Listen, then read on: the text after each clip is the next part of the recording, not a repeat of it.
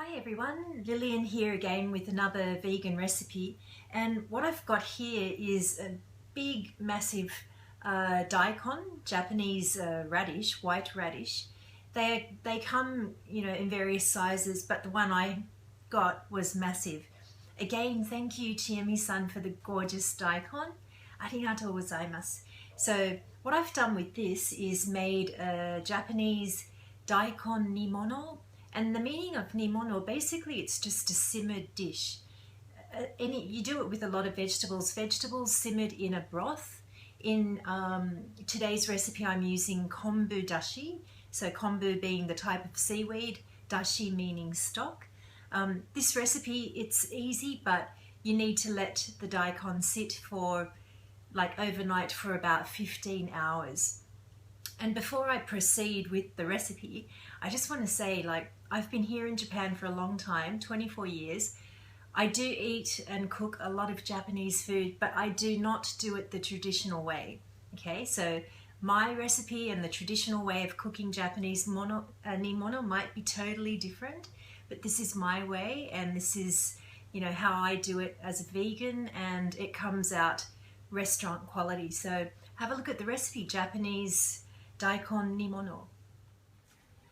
To prepare daikon, first peel the daikon and slice into about 1 or 1.5 centimeter rounds or discs, like so.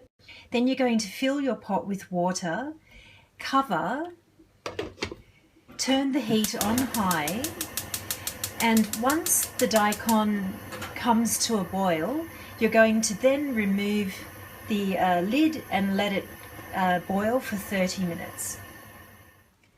I've been simmering the daikon for 30 minutes, and you can see that there's still, I would say, about half of the water left. What you want to do is drain the water from the daikon and then place the daikon in a separate pot. Now I've transferred the daikon that was simmering for 30 minutes into a nice clean pot, and now I'm using actually 1 whole daikon, and for this I'm going to need 2 liters of konbu stock. For every 1 liter of water, use 12 grams of konbu dashi powdered stock. I have here 2 liters of water, so that means I'm using about 24 grams of the konbu stock, konbu dashi. And I'm also just going to add some dried sliced chili. Again, you control how much you put in. I'm putting in about, say, 1 teaspoon. And now we're going to cover and again bring to the boil. So now it's come to a boil again, the konbu dashi. So take the lid off the pot, and now I'm going to add 100 mils of mirin and the same amount of sake, 100 mils of sake, and 50 mils of soy sauce. Now for the sugar, as I said, I'm using 2 liters of water, so I'm going to add 40 grams of white sugar. Give that another little stir, and now you want to just simmer this on a low heat for about 1 hour, at least one to 1.5 hours. And I'm not going to use a pot. What I've got here is some baking sheet paper that you use in your oven, and I'm just folding it. Fold it once, fold it again, grab the corner and cut a little piece like so. And then when you open it out, it has a little opening in the center. Just place that over the pot. And now on a low heat, you're going to let it simmer, as I said, for the hour to an hour and a half. I have actually let my daikon boil for about 1 hour and 15 minutes, an hour and a quarter, and I just want to show you what you want to look for. Just remove some of the parchment paper and get a fork or a knife, or do what I do, I'm using a chopstick, and you just want to just test one. Put the chopstick in or the fork or whatever, and if it goes in smoothly without much trouble, you want to immediately turn the heat off and put the parchment paper over the top. Get a lid of some sort and cover the pot. And now you're going to keep this at room temperature overnight for at least 15 hours. So I've let my daikon sit overnight for about 15 hours, and I'll show you what's happened. So take the lid off, get rid of the parchment paper, and I tell you what we have here is like restaurant quality, you know, Daikon Nimono. It is gorgeous. And I'll just pick this up. This is one of my testers. Can you see that? There's no white left in the center, and it's still firm. It's not soft and mushy. It's kept its shape. I mean, this is just beautiful. And now you want to store this in its soup. So just get a nice big Tupperware and put the daikon with the soup into the fridge, and you can keep it like that for at least up to a week.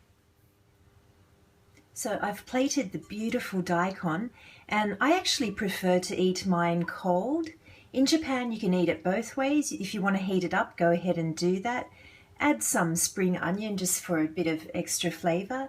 And what we normally like to do is put a little side dollop of mustard and just sort of have a bit of mustard with the daikon while you're enjoying it. And this is really just Japanese food at its best. Daikon Nimono.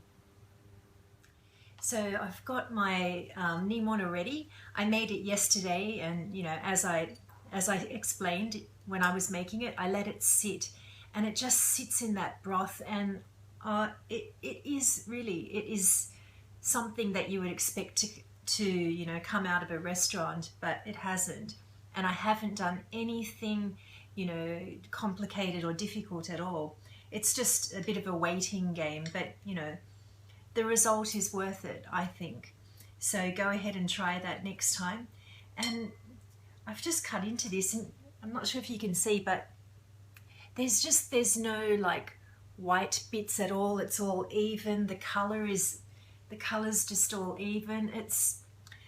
It's really a good recipe, so I'm really hoping someone tries it. Anyway, taste test. Itadakimasu.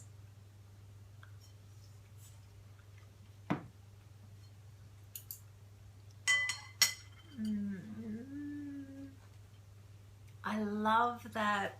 If you've never tried like a Japanese nimono, or a simmered Japanese dish, you know, simmering your vegetables in konbu dashi, adding a bit of mirin, sake, shoyu, soy sauce, bit of sugar, you should try it. Use my soup recipe and try it with other vegetables.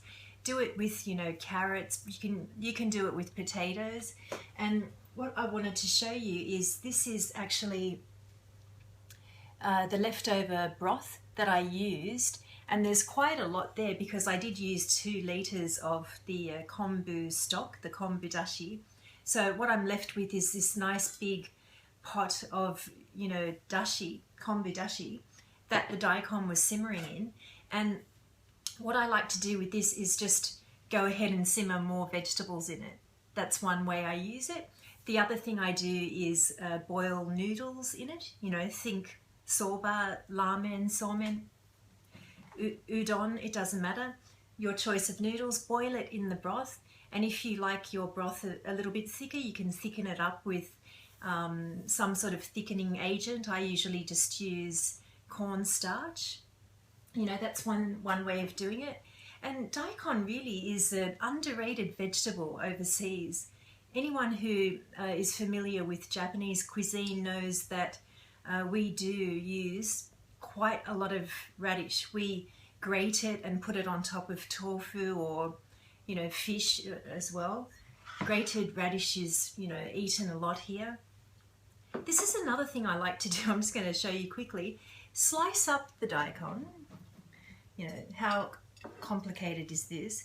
Get some nice miso and dig in. You know, this is like a really healthy snack.